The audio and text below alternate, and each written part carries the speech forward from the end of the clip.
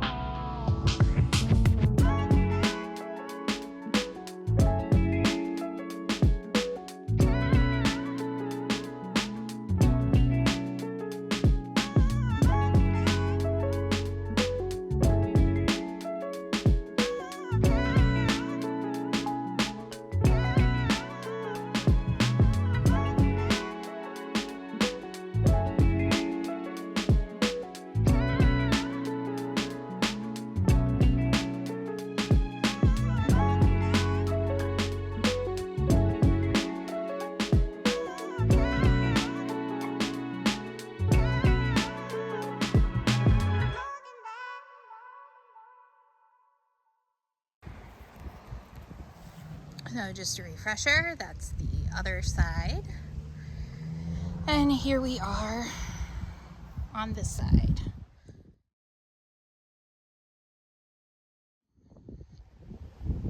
So what I'm working on adding, because I'm not so much into symmetry, but I do try to get balance, is bring some kind of perennial interest into this kind of space here.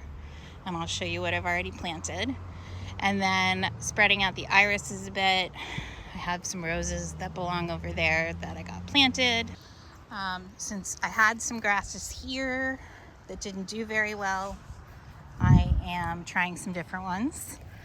I planted a few little plugs of a miscanthus adagio and I'll put the name up. It's a purple grass, a perennial grass, not a fountain grass.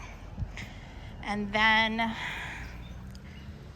I really thought this champagne and strawberries iris looked perfect with these plants. So I spread those out in kind of like a river. And I'm just gonna look for something else that's gonna give me that feeling of the Amsonia, which that's butterscotch Amsonia. And I think I have some some panicle phlox that I might try in here that I'll add today. I'm gonna get my ground covers planted in the path, find homes for a lot of the iris that are laying around in piles.